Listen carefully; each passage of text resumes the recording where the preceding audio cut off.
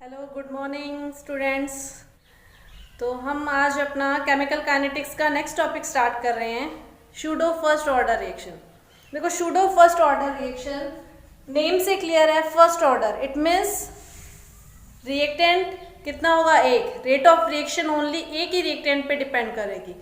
अब क्या लिखा है सूडो फर्स्ट ऑर्डर, ये क्या मतलब है? देखो इसके लिए अपने एक एग्जाम्पल ले रहे हैं जो आप लोगों ने 10th में भी किया है। एग्जाम्पल है hydrolysis of ester. Hydrolysis of ester, देखो एस्टर क्या होता है, ethyl ethanol, CH3 COO C2H5। क्या करना है, हाइड्रोलाइसिस करना है, रिएक्ट करवा दिया इसको वाटर से। दो प्रोडक्ट बनते हैं इसके, C2H5OH प्लस CH3 COOH। देखो इस रिएक्शन के अंदर आपको दिख रहा है कि मैंने यहाँ दो रिएक्टेंट्स लिए, एक तो एस्टर ले लिया और दूसरा क्या लिया है, वाटर। दो रिएक्टेंट है, इट मीन्स ये रिएक्शन क्या होनी चाहिए, सेकेंड ऑर्डर, लेकिन मैंने क्या लिखा है, फर्स्ट ऑर्डर। देखो क्या हुआ, स्टार्टिंग के अंदर टाइमिंग कितना लिया है, 0। उस टाइम पे इनिशियल कंसंट्रेशन एस्टर की मैंने यूज की 0.01 मोल और वाटर क्या ले लिया, 10 मोल। स्टार्टिंग के अंदर प्रोडक्ट तो फॉर्म होंगे नहीं, तो इसके मोल कितने होंगे, 0 और 0। जैसे ही रिएक्शन स्टार्ट हुई कुछ टाइम टी के बाद में चेक किया, देखो एस्टर की कंसंट्रेशन तो आपने लिए 0.01 मोल और वाटर ले लिया आपने 10 मोल। तो एस्टर के 0.01 मोल क्या करेंगे, वाटर के ओनली 0.01 मोल से रिएक्ट करेंगे।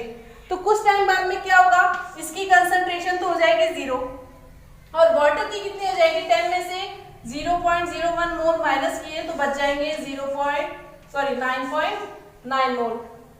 जितने रिएक्ट हुए उतने ही बन जाएंगे इथेनॉल 0.01 मोल और 0.01 मोल। अब क्या हुआ, दो रिएक्टेंट यूज किए, उसमें से एक रिएक्टेंट की तो कंसंट्रेशन क्या ली, बहुत स्मॉलर अमाउंट 0.01 और दूसरे रिएक्टेंट की कंसंट्रेशन क्या ली, लार्जर अमाउंट के अंदर 10 मोल्स।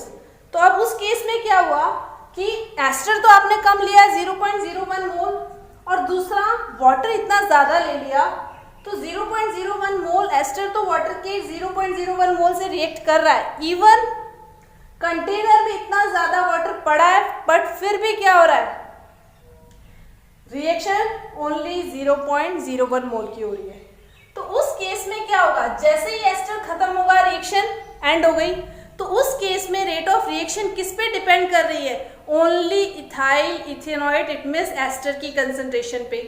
तो देखने पे तो लग रहा है कि दो रिएक्टेंट है, सेकेंड ऑर्डर की रिएक्शन होनी चाहिए थी, लेकिन ओनली रेट ऑफ रिएक्शन किस पे डिपेंड कर रही है, जो स्मॉलर अमाउंट में। जैसे ही वो एंड हुआ रिएक्शन भी एंड हो गई, तो रेट ऑफ रिएक्शन किस पे डिपेंड की, इसके लिए रेट लो लिख के देखेंगे तो किस टाइप से आएगा, रेट ऑफ रिएक्शन के CH3 COO C2H5, इसकी कंसंट्रेशन और वाटर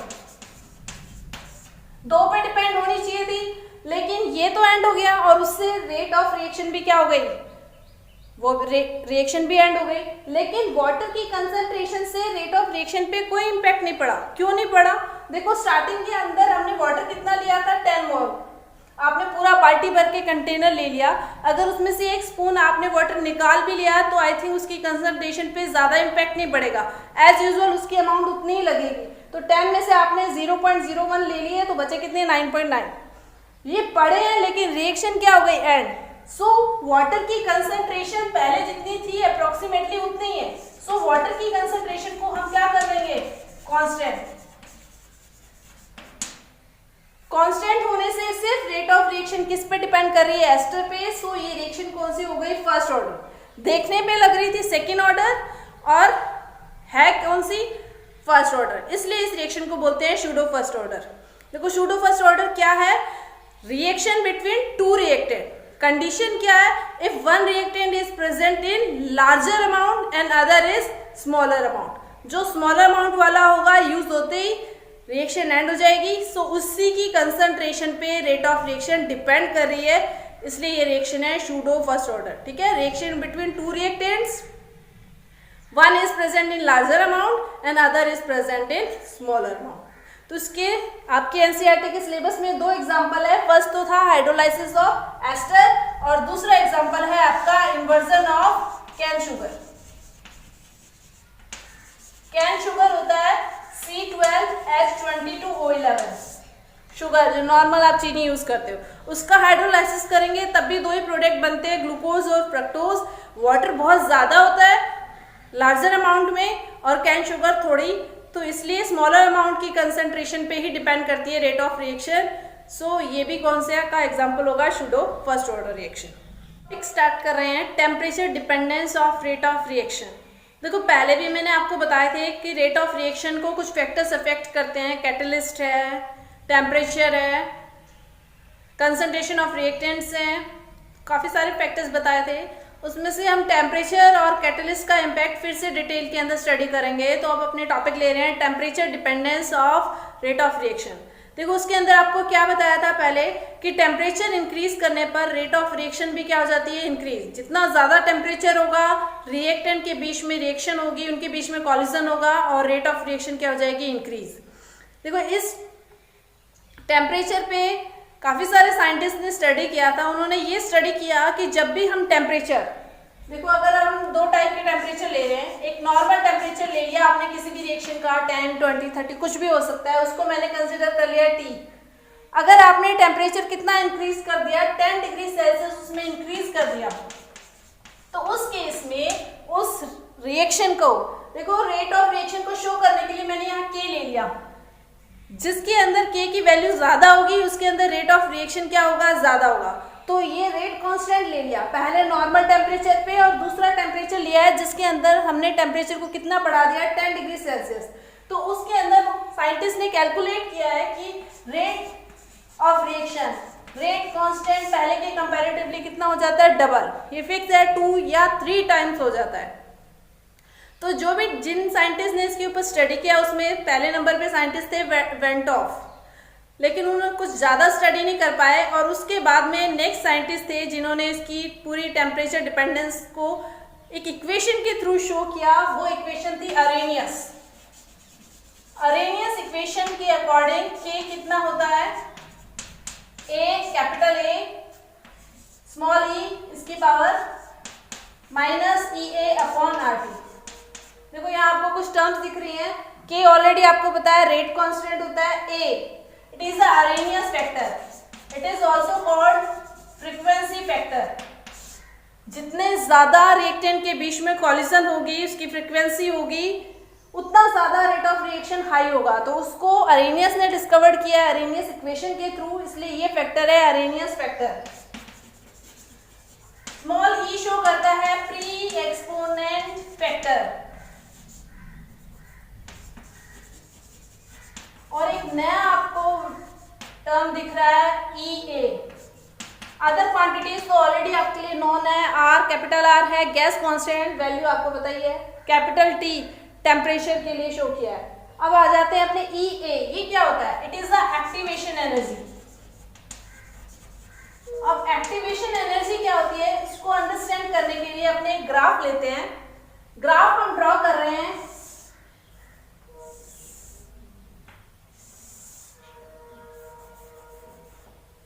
ग्राफ किसके बिटवीन ड्रॉ कर रहे हैं, अपने ने यहां पर यूज कर ली है पोटेंशियल एनर्जी और डाउन साइड में अपने ने यूज कर लिया है रिएक्शन की प्रोग्रेस।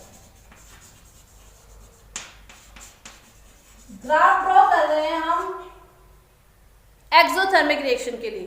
देखो दो टाइप की रिएक्शन है, एंडो और एक्सो, और हमने इसमें एग्जांपल लिया एक्सोथर्मिक के लिए। देखो इसमें क्या होगा,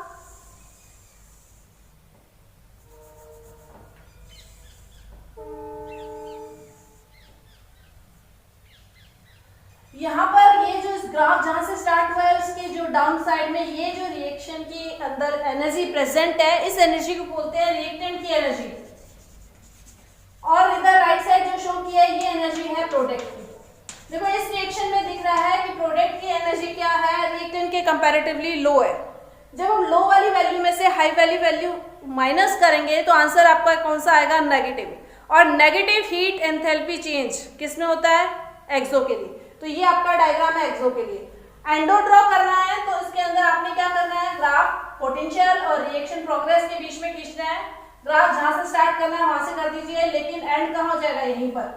तो उस केस में प्रोडक्ट की एनर्जी क्या हो जाएगी, ज्यादा। अभी आपको सिर्फ कोई भी एग्जांपल ले सकते हो, एंडो या एक्सो। हमने एग्जांपल लिया एनसीईआरटी के अकॉर्डिंग एक्सोथर्मिक का। देखो ये जो ग्राफ ड्रॉ किया है, इसके अंदर इसके पीक पॉइंट तक जो मैक्सिमम एनर्जी है, ये एनर्जी है थ्रेशोल्ड एनर्जी। थ्रेशोल्ड एनर्जी क्या होती है, एक मिनिमम एनर्जी जो किसी भी रिएक्शन के कंडक्ट होने के लिए, कंप्लीट होने के लिए रिक्वायर्ड है। देखो इस एनर्जी के टॉपिक को मैं आपको एक एग्जांपल के थ्रू समझाती हूँ, जो ऑलरेडी मैंने 11th में आपको बताया था। देखो आपको क्या करना है, चाय बनानी है, ठीक है। चाय बनाने के लिए क्या करते हैं, कुछ अपने रॉ मटेरियल्स यूज करेंगे, tea leaves, milk, water, sugar. ये क्या है, अलग अलग जो भी रॉ मटेरियल्स हैं मैटर की डिफरेंट स्टेट्स में होंगे। मिल्क और वाटर हो गया लिक्विड स्टेट में, टी लीव्स और शुगर हो गई सॉलिड स्टेट में।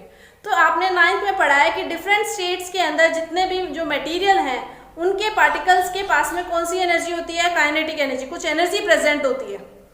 तो वो एनर्जी हम यूज कर रहे हैं एज अ रिएक्टेंट, ठीक है। आपने जो चाय बनानी है उसमें चारों रिएक्टेंट मॉलिक्यूल्स को आपने यूज करना है। तो इनके पास में, इनके मॉलिक्यूल्स के पास में ऑलरेडी एनर्जी है। तो क्या होना चाहिए, सारों को जैसे ही आप कंटेनर में डाला चाय बन जानी चाहिए, लेकिन ऐसा नहीं होता। क्या है, उनके पास में जितनी एनर्जी ऑलरेडी प्रेजेंट है वो एनर्जी है रिएक्टेंट, जो हम शो कर रहे हैं इसके थ्रू। अब आपने क्या करना है, रिएक्शन आगे कंडक्ट करवाने के लिए, टी प्रिपेयर करने के लिए आपको क्या करना है, गैस ऑन करना है, उसको कुछ हीट एनर्जी प्रोवाइड करनी है। उसके बाद में प्रिपेयर होगी टी में एक केमिकल रिएक्शन कंप्लीट कंडक्ट होगी।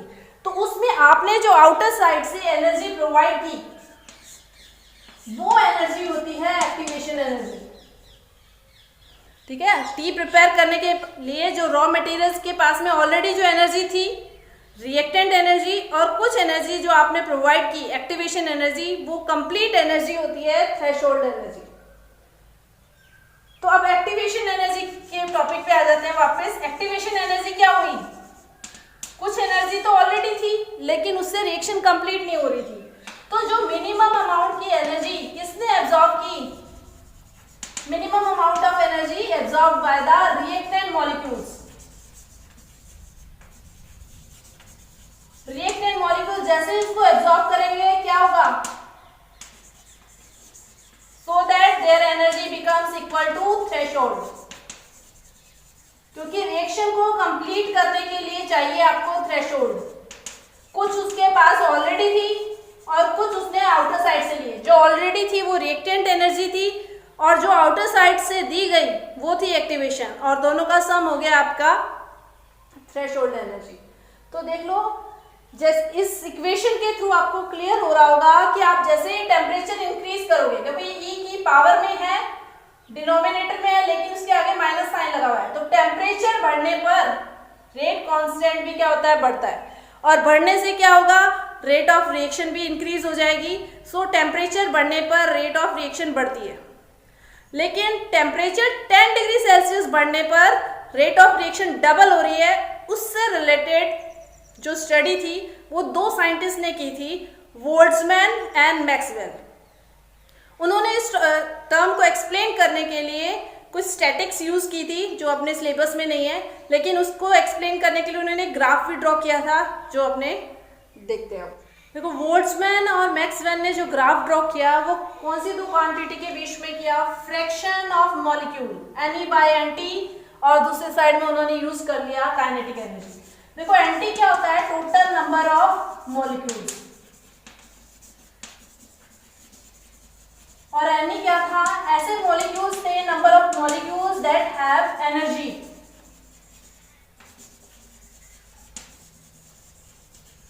देखो उन्होंने क्या क्लियर किया, बोल्ट्जमैन एंड मैक्सवेल ने कहा कि जितने भी रिएक्टेंट के मॉलिक्यूल्स हैं, ऐसा कंपल्सरी नहीं है कि जितने भी रिएक्टेंट मॉलिक्यूल्स हैं they have equal amount of energy. कुछ ऐसे मॉलिक्यूल हो सकते हैं जिनके पास में एनर्जी क्या है, ज़्यादा है। कुछ मॉलिक्यूल ऐसे हो सकते हैं जिसमें एनर्जी की अमाउंट कम हो सकती है या हो सकता है नहीं हो। तो उसको कैसे रिप्रेजेंट किया, और साथ में ये भी एक्सप्लेन किया कि टेम्परेचर को 10 डिग्री सेल्सियस और इंक्रीज करने पर रेट ऑफ रिएक्शन डबल कैसे हो गई। देखो उन्होंने जो ग्राफ ड्रॉ किया है फ्रैक्शन ऑफ मॉलिक्यूल और काइनेटिक के बीच में, ये फर्स्ट ग्राफ है जो एक नॉर्मल टेम्परेचर पे ड्रॉ किया है।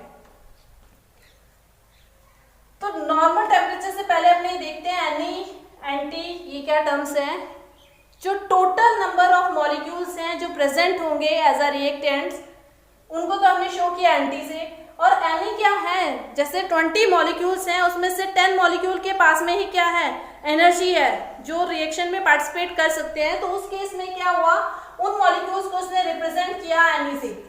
और any bye anti it is a fraction of molecule जो उसने लिया वाई एक्सिस पे। जब नॉर्मल ग्राफ ड्रॉ किया तो इस वे में ग्राफ आया नॉर्मल टेम्परेचर पे।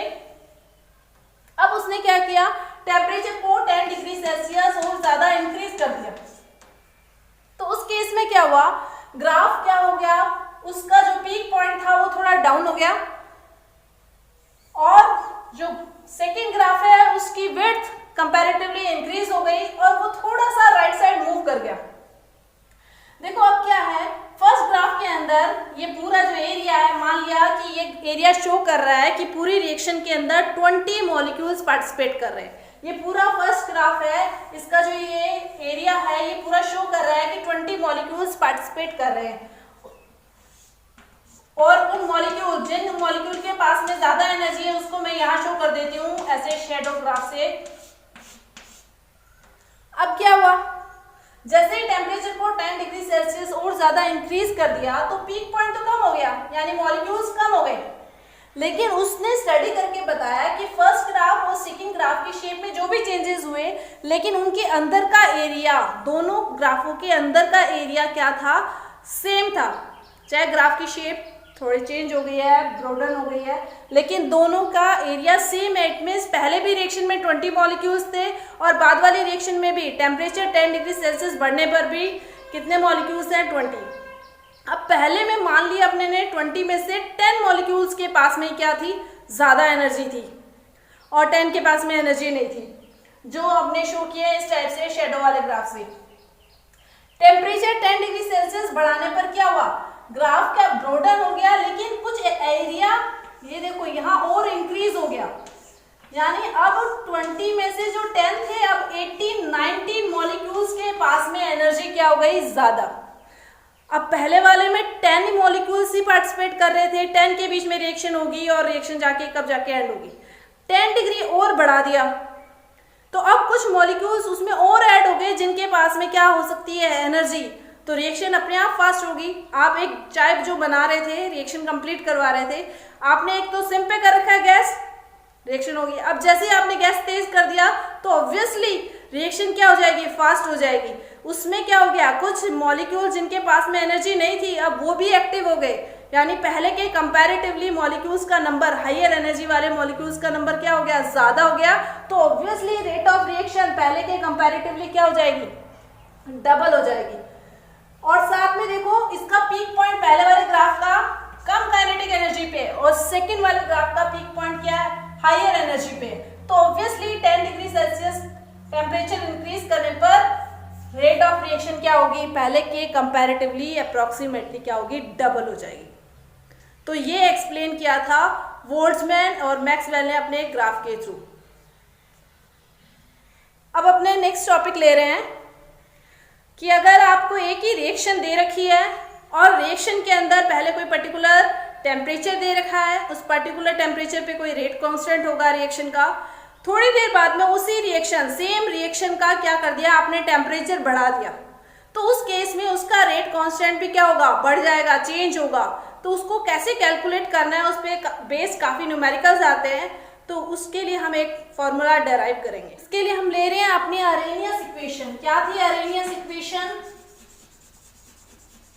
K = A Arrhenius vector, E pre exponent factor power minus EA kinetic energy upon RT। अब देखो दो टेम्परेचर के लिए दो रेट कांस्टेंट निकालने से पहले हम इसी इक्वेशन का क्या करेंगे, लॉग लेंगे ऑन टेकिंग नेचुरल लॉगरिथम। देखो नेचुरल लॉगरिथम का क्या मीनिंग है, आपने क्या किया है, दोनों साइड लॉग लेना है। नेचुरल मतलब ln K ए और ई इन दोनों का करना है, तो ये दोनों टर्म्स क्या है, एक दूसरे के मल्टीप्लिकेशन में है, तो दोनों का करके हम जो भी वैल्यूज आएंगे उन दोनों को प्लस में लिख देंगे। देखो ए का क्या होगा, इसका भी हो जाएगा ln a प्लस ई की पावर में जितनी भी वैल्यूज हैं इन सब का अपने को लॉग लेने पर क्या होगा, ई रिमूव हो जाएगा और ओनली यही वैल्यूज रह जाएंगी। यानी क्या वैल्यूज रह जाएंगी, ई A upon R T. Minus में है तो यहाँ माइनस आएगा, माइनस और प्लस मिलके क्या हो जाएगा, इस पूरी वैल्यू को माइनस कर देगा। अब इसी इक्वेशन को हम यूज करेंगे कि एक ही इक्वेशन है और उनके दो टेम्परेचर पे दो रेट कांस्टेंट है। तो हम पहले ले रहे हैं कि आपका नॉर्मल टेम्परेचर है T1, उस टाइम में आपका रेट कांस्टेंट आपने कंसीडर किया है K1। दूसरा T2 टाइम पे आपका रेट कांस्टेंट कितना कंसीडर कर लिया, K2। इनके अकॉर्डिंग हम इसकी इक्वेशन निकालेंगे। देखो ln K की जगह क्या आ जाएगा, K1 is equal to ln A minus E A upon R T1। E A activation energy, चाहे टेम्परेचर बढ़ाओ आप सेम ही रहेगी, दोनों केसेस में ई ए होगी। आर गैस कांस्टेंट है, टेम्परेचर ले लिया T1। दूसरे केसेस में आ जाएगा ln K2 is equal to ln A minus E A upon R T2। अब क्या कर रहे हैं, सेकेंड इक्वेशन में से फर्स्ट वाली इक्वेशन को माइनस कर देते हैं by subtracting second equation minus first equation. क्या होगा, ln K2 minus ln K1। इस वैल्यू में से जब ये वैल्यू माइनस होगी तो ln A minus ln A दोनों कैंसिल आउट हो जाएंगे, तो इसलिए मैं उसको लिख ही नहीं रही हूँ, डायरेक्ट लिख रही हूँ minus E A R T2 minus दूसरा साइन ऑलरेडी एक फॉर्मूले के साथ है E A upon R T1। ये माइनस माइनस किस में कन्वर्ट हो जाएगा, प्लस में। तो अब प्लस वाली वैल्यू को पहले लिख देते हैं और माइनस वाली वैल्यू को बाद में। E A upon R T1 minus E A upon R T2।